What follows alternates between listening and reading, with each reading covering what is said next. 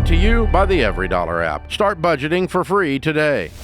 So I've gotten myself into a situation where I have a couple $100,000 in credit card debt and loans that I've let go delinquent. And my question is, do I let it sit there and fall off my credit report? My research showed maybe it falls off in 7 years, or do I attack it? And the reason I ask that is we're kind of attacking my wife's debt and my truck payment. And those debts are about $100,000. And we're using the snowball method, starting that now, to attack those debts. And I just cannot afford to pay these other debts. And part of my question may have been what answered. The flip did you buy for $200,000 on credit cards? A lot of stupid decisions and some bad luck. Just living the good life. And how old are you? 52, and my wife is 52. It's our second marriage. What's your household income? She is a nurse, so she brings home, takes home $7,500 a month. And right now, unfortunately, I'm in between jobs, laid off, and so I'm driving Uber, and I probably make $4,000 a month doing that. But what were you making at your old job? On average, it fluctuated since we've been together the past 5 years. I'd say on average, $85,000. We bought a house in January of 2021, and how the heck did you get a house? Well, I didn't. I had great credit before all this, so I had outstanding credit my whole life. I had an 800 credit score, and wasn't delinquent on anything. So I bought the house. When we got into the house, it was a new build. The payment was around $3,000, and then we got hit with the fact that the first year it was assessed on land value, so it shot up. And then we got the county appraisal went up the first year before we were protected by homestead, 60%. We appealed it, and like all our neighbors, and lost. So the house payment shot up from $3,000 to about $4,200. Since then, it's appreciated quite a bit. So we removed the PMI and got it down where it's about $3,500 right now. Now, what's it worth? That's the only good decision we made. We owe $432, and it's worth on the low end probably $625 or $650. Cool. And you have $200,000 in credit card debt and miscellaneous loans, and then you have $100,000 on cars? No, that's like my wife's card. Some of my wife's credit cards and loans before we got married, and how much is your wife's car debt? She no car debt for her. Oh, how much is your car debt? Cards. That's the first stupid decision I made. How much is your car debt? $42,000. Okay. All yeah. Right. So, you're not gonna like me, but I'm gonna tell you the truth because I love you. Okay, that's what I want to hear. Sell the car and sell the house. Yeah. Well, the car's told you, upside didn't down. Yeah. You're not gonna do either one, are you? No, we are have discussed that, but yeah, you need to clean house because you got $200,000 in equity and you got a car that's absolutely stupid in the middle of this. You bought a house that was stupid in the middle of all this. The only thing that's good is it went up in value, and then you're telling me how you can't afford it.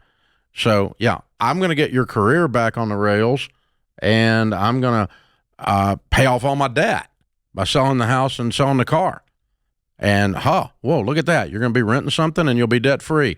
And now you start from ground zero instead of subterranean. You have a negative net worth that's substantial right now. And you need to get back right side up on that. This is killing you. And no, it's not going to go away, by the way, in 7 years. Because the rule on the credit reporting is not the legal obligation. It's just how long do they report it. The legal obligation does not go away, and they can still sue your butt at the 10-year mark. They can sue your butt at the 15-year mark, and they will. Okay? So this is not going away by just not dealing with it, putting your hands over your ears and going la, la, la, la, la, la, la, la, and walking through in the midst of the bears and the tigers. They're going to eat your butt. So, yeah, it might fall off of your credit bureau, but it is from date of last activity, not date of default, and not date of anything else. So this is not going away until you fix it, Greg. So the way you fix it is you sell the car, you sell the house, you get your job back, you get to making $85,000. She's making over 120. And you put that together, you got a $210,000 income. You can rebuild, save up a good down payment with zero debt, and buy a cash car with zero debt, and then save up a good down payment on a house and get you a nice home that you can actually afford. But right now, your life is not good. I mean, you're even talking in circles. You have so much stress. Yeah, that's what I heard. I heard the mindset of, oh, well, and I'm just going to close my mind off to all this other stuff over here and only focus on a little bit. And what's happening here is, I'm not knocking him at all, but there is this defeatist attitude, I'm fatalistic. stuck and I can't get out. That's right. And you're not stuck. Which is why, by the way, he's staying in the Uber car a little bit too long.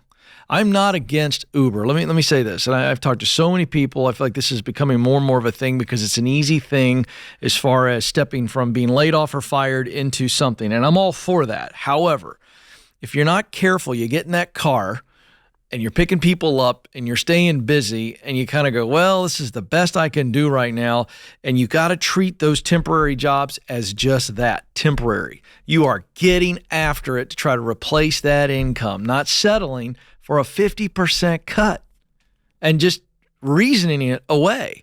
And that's the reality. I don't mean to be unkind. It's not a mean spirit I'm saying that. It's just I know how the brain works, Dave, and activity starts to replace intentionality. And there's a big difference between activity and intentionality. In other words, someone tells me, well, Ken, I submitted 200 resumes today. That's a bunch of activity, but that's not intentionality. You didn't go see somebody. You didn't go have coffee with somebody. And so that's what we got to be careful of, is not replace intentionality with activity.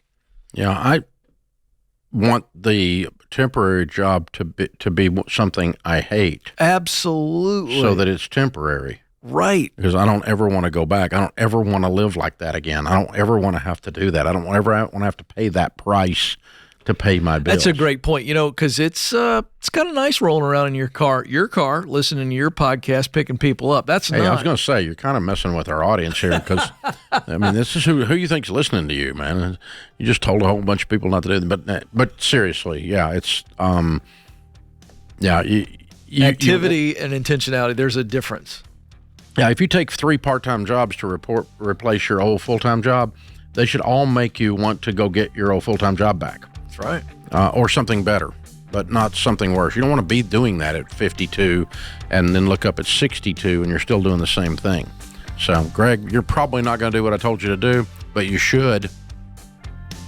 You should sell the car. A $45,000 car, and you're using it for a taxi. Wow. Think about that. Create your free every dollar budget today, the simplest way to budget for your life.